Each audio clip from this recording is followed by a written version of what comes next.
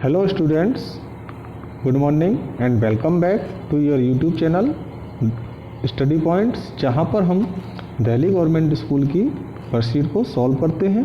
तो बच्चों, आज 11 दिसंबर 2020 है और आज आपकी कक्षा 10 में वर्कशीट संख्या 66 यानी कि 66 का टर्न है।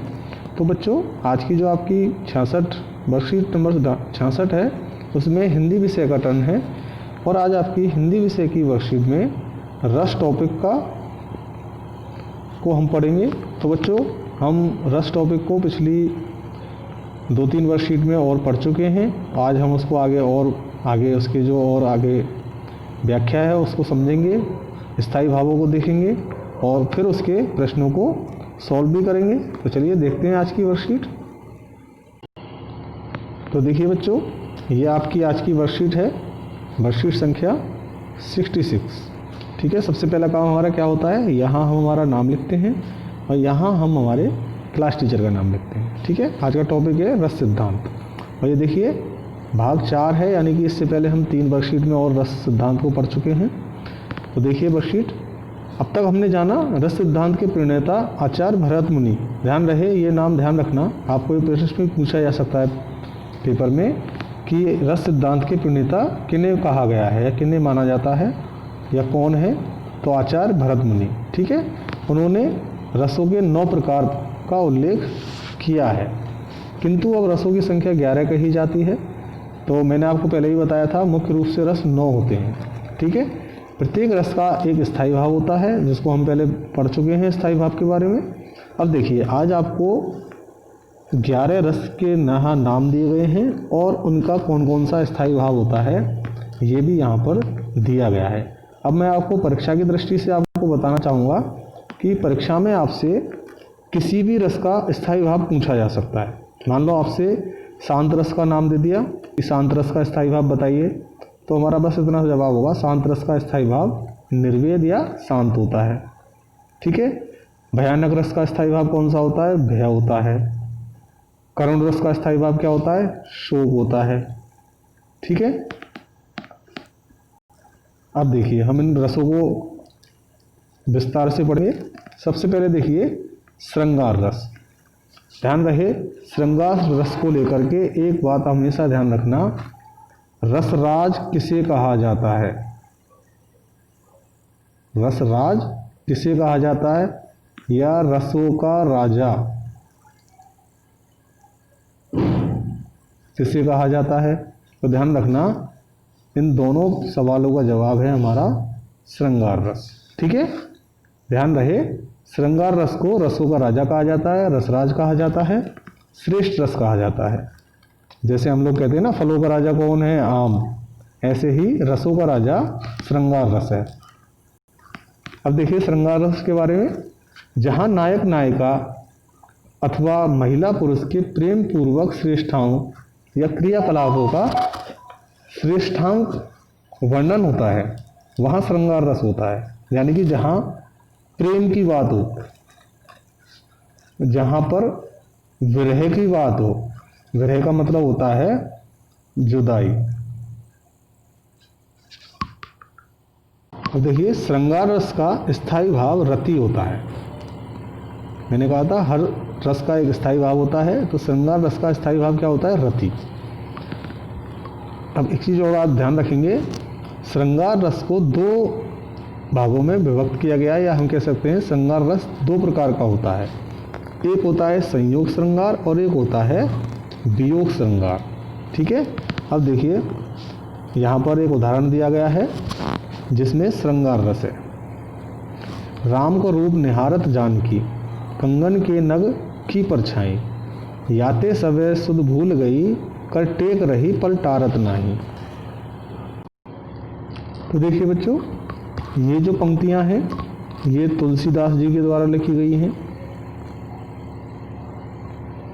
ठीक है, और इन पंक्तियों में राम और सीता जी के विवाह के प्रसंग के बारे में बात की गई है कि राम का रूप निहारत जानकी, जानकी कहते हैं सीता को, यानी कि राम के रूप को निहारते हुए देखते हुए सीता अपनी सुध बुध भूल जाती है।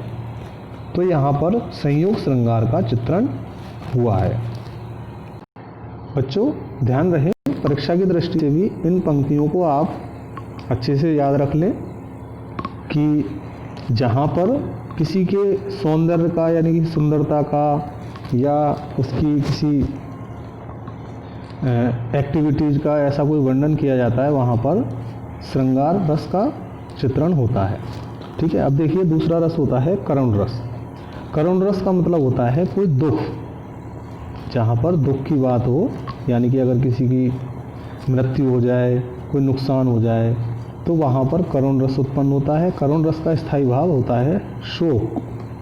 अब देखिए उसका उदाहरण, शोक विकल सब रोवई रानी, रुपु सीलु बल तेज बखानी, करई बिलाप अनेक प्रकारा, परई चोमी तल बारई बारा। तो देखिए यहाँ पर आपको करुण रस का एक उदाहरण दिया गया है, शोक विकल सब रोवई रानी, रूप सीलु बल तेज बखानी। तो इन पंक्तियों के भी जो रचयिता हैं वो श्री तुलसीदास जी हैं। तो इसमें देखो क्या कहा गया है कि सब रानियाँ शोक के मारे व्याकुल होकर रो रही हैं, वे सभी राजा के रूप, सील, बल और उसके तेज का बखान कर करके अनेक प्रकार से विलाप कर रही हैं। ठीक है। और बार बार धरती पर गिर जाती हैं। तो इस तरह से यहाँ पर देखो किसी के रोने की बात हो रही है, किसी के विलाप करने की बात हो रही है। इस तरह के शब्दों को आप पकड़े, विलाप, शोक, रोवही यानी कि रोना। तो इस तरह के शब्द जहाँ जाएं आप समझ लें कि वहाँ पर करुण रस होगा। ठीक है। चलिए आगे देखते हैं। अब देखिए यहाँ पर आपको कुछ प्रश्न दिए गए हैं, उन प्रश्नों को हम सॉल्व करते हैं। श्रृंगार रस कितने प्रकार का होता है, उनके नाम लिखिए। पहला प्रश्न देखिए। अब देखिए पहले प्रश्न में आपको श्रृंगार रस कितने प्रकार का होता है। श्रृंगार रस 2 प्रकार का होता है, उनके नाम लिखने हैं, संयोग श्रृंगार और वियोग श्रृंगार। जो यहाँ मैंने बॉक्स बनाया है ये हमारा पहले प्रश्न का आंसर हो जाएगा। ठीक है। चलिए अगला प्रश्न देखते हैं। प्रश्न नंबर 2 देखिए, करुण रस कब उत्पन्न होता है और इसका स्थायी भाव कौन सा है। हमें पता है करुण रस कब उत्पन्न होता है, जब कोई शोक की या दुख की अनुभूति की बात होती है। इसका स्थायी भाव क्या होता है, शोक। तो देखिए इसका आंसर, देखिए जहाँ मैंने अंडरलाइन की है ये आपका प्रश्न नंबर 2 का आंसर है। किसी प्रकार की दुख से संबंधित अनुभूति से प्रेरित काव्य रचना को पढ़ने से करुण रस उत्पन्न होता है। करुण रस का स्थायी भाव शोक होता है। ठीक है। अगला प्रश्न देखते हैं। अब देखिए अगले प्रश्न में आपको यहाँ कुछ रसों और उनके स्थायी भावों के नाम की सूची दी गई है। इन्हें सुमेलित कीजिए, यानी कि इनका मिलान करना है। अब देखिए श्रृंगार रस का स्थायी भाव क्या होता है, रति। ठीक है। करुण रस का स्थायी भाव क्या होता है, शोक। रौद्र रस का स्थायी भाव क्या होता है, क्रोध। वीर रस का स्थायी भाव क्या होता है, उत्साह। ठीक है। अब देखिए इधर जो रस दिए गए हैं ये और इनके स्थायी भाव लिखे हैं, ये पहले से ही सुमेलित हैं, यानी कि इनमें हमें कोई परिवर्तन नहीं करना है, केवल इन रसों में परिवर्तन करना है। श्रृंगार का हमने रति करना है, करुण का शोक करना है, रौद्र का क्रोध और वीर रस का उत्साह। ठीक है। रस के बारे में अपने अध्यापक से बात करें। ठीक है बच्चों, इस तरह से आपकी वर्कशीट कंप्लीट होती है। अपना कोरोना के माहौल में अपना ख्याल रखें, सोशल डिस्टेंसिंग का पालन करें, मास्क लगाएं, समय समय पर हाथ धोते रहें। Good bye, take care.